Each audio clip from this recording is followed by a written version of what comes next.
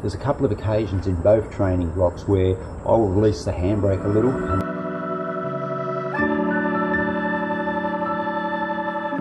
Hi guys, welcome to this video.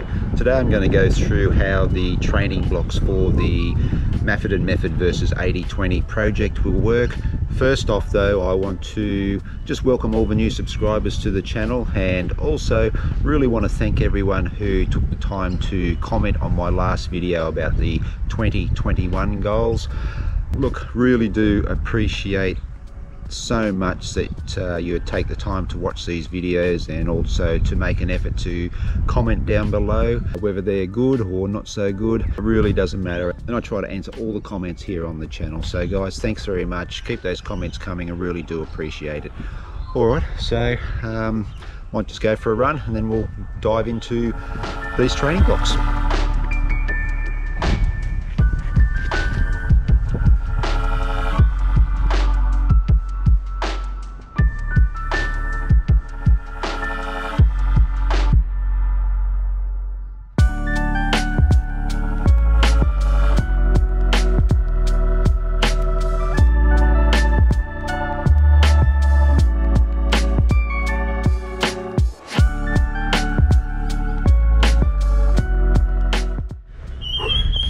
Run done, so let's dive into these training programs. I'm filming outside at the moment, guys, so there might be a little bit of background noise, so bear with me. Now let's talk about these training blocks and how they're going to work. So just to recap, I'm using the MAF method for the first block to 5 and 10 kilometre races in March and April, and then I'm going to switch over to the 80-20 method for the next block to get to 5 and 10 kilometre races in June and July. Now, many of you commented on the last video when I announced this experiment, or project, I guess you could say, that I should be able to run quicker off the 80-20 method because I'll have that MAF as a base to work off. And look, that might be the case, guys. So, to keep things as even as possible, I intend to mirror the two training blocks. Those training blocks are going to be 11 weeks each. Now, I've been slowly increasing my weekly mileage over the past 6 weeks since that Gold Coast 50. I took about a week off after that event and started back. I think my first week was about 25 kilometres. Now, what I plan to do during these two training blocks is replicate the mileage each week through the course of both training blocks. So if you have a look here in week 1 of the MAF method, it's 48 kilometres, and I'm going to build that up to a peak of 60 in weeks 9 and 10.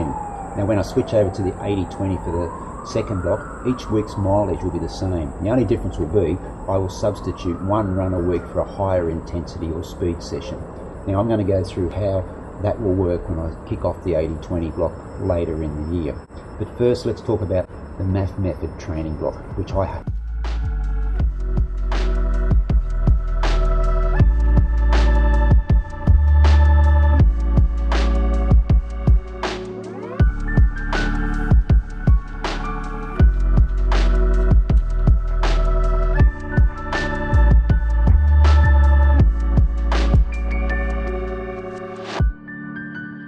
Like I said, I will build mileage up to a peak of 60k and stick to the heart rate range of between 130 and 135. And my MAF or maximum aerobic function heart rate is 131 based on the 180 formula. I'll put a link to how that formula is determined on screen and also down below in the descriptions, guys. I'm going to go a little over my MAF heart rate in this block. Why? Because I don't know exactly what my maximum heart rate is.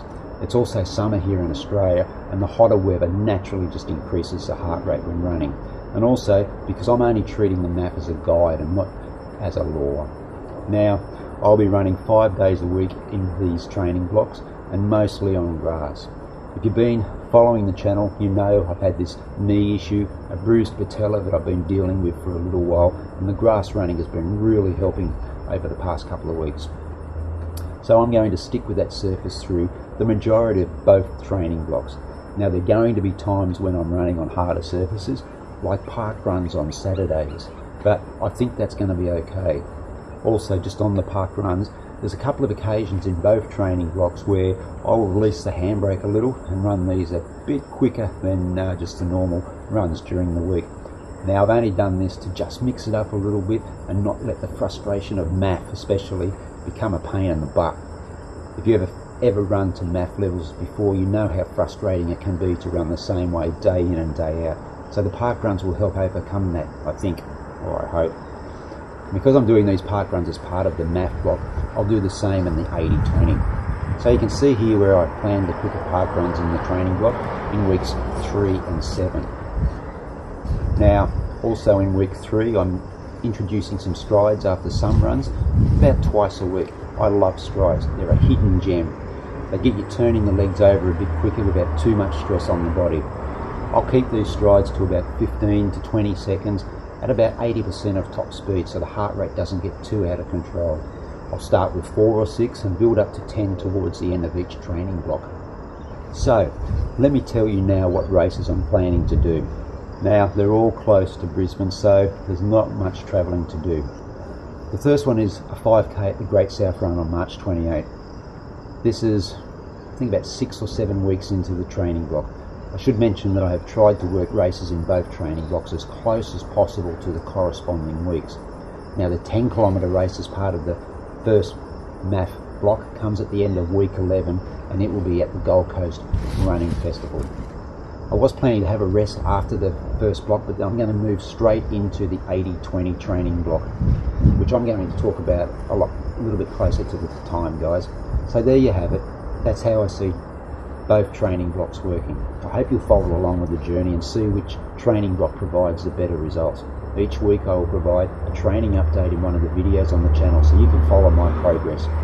Alright guys, short and sweet today. Thanks for watching, and remember, like, comment, subscribe and share this video. I would really appreciate it. Stay safe, happy running, and I'll catch you in the next video. Hooroo.